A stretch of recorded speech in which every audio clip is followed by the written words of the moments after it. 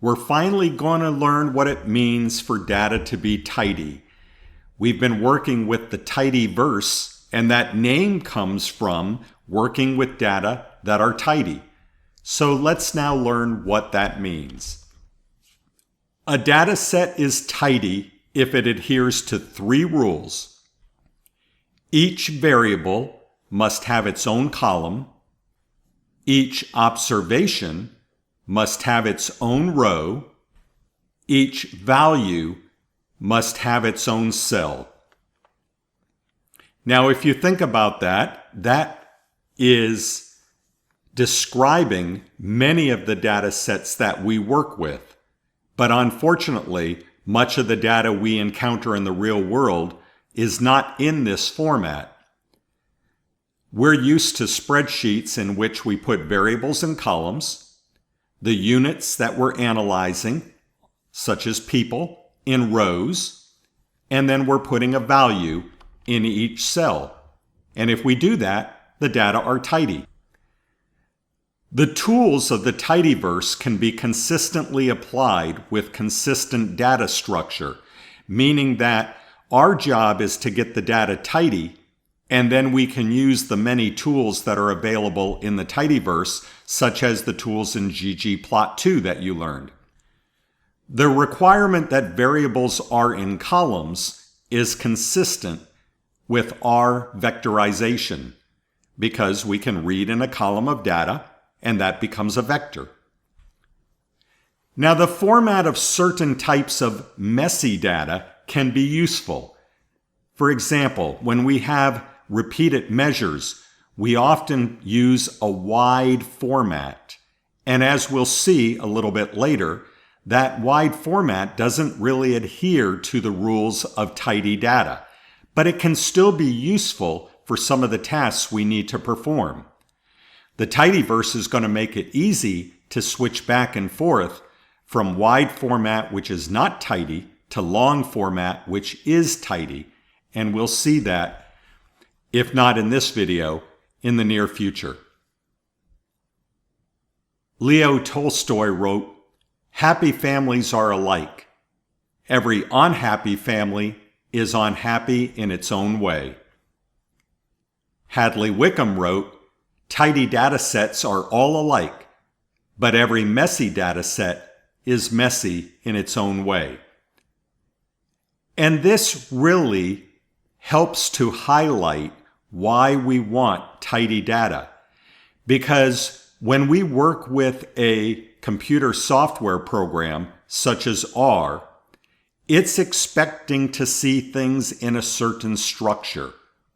So if we always make our data tidy, we're always putting it in the structure that is expected by the functions that we will use within R.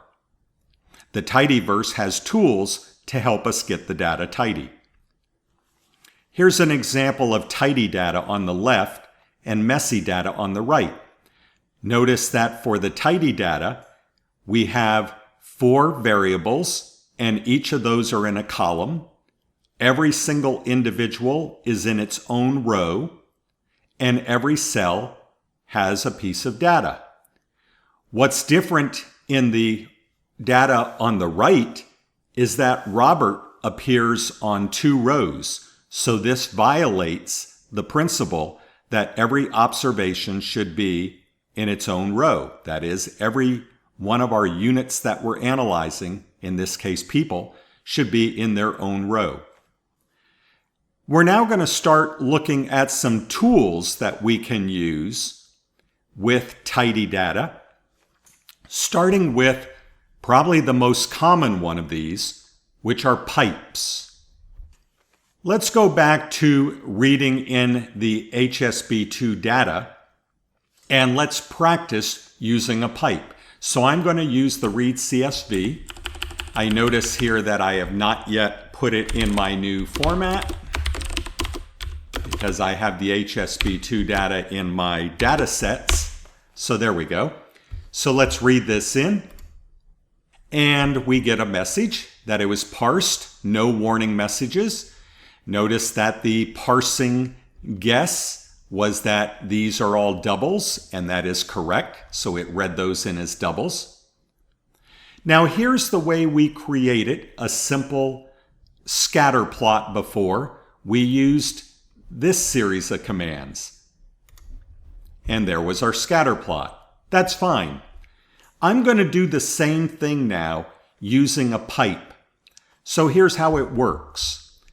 This, the greater than sign with a % sign on either side, is a pipe.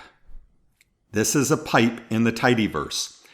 Now, if you remember, we can create our own operators. And how do we do it? We define them by putting a % sign on either side. So what Hadley Wickham has done here is he's created his own operator using the greater than sign, and the % sign on either side allowed him to make his own operator. And this is a pipe. Now here's what the pipe does. The pipe will take whatever we put before the pipe and we'll send it to whatever's after the pipe. So this is going to send the HSB2 data to ggplot. So let's run this.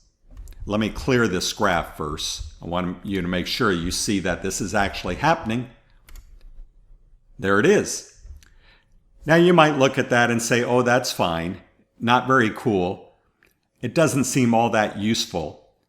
But it's going to start seeming useful to you as you use it more and more when performing a sequence of functions.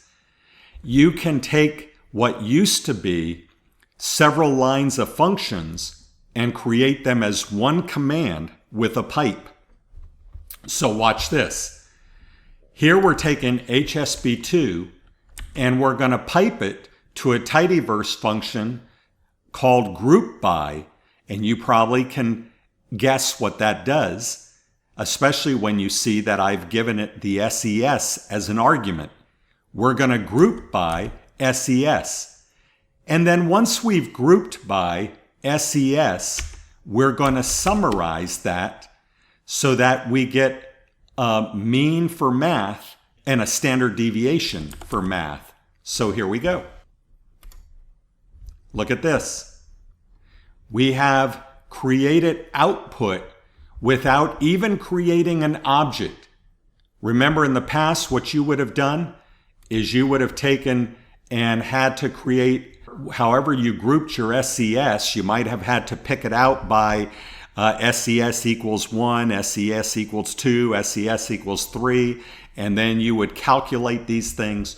We did this in one nice little stream here where we sent HSB2, we piped it to group by, sent the results of that to summarize, and this is the table.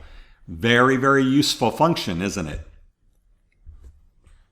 Pipes are used to pass data to a function and subsequently pass functional transformations of those data to additional functions.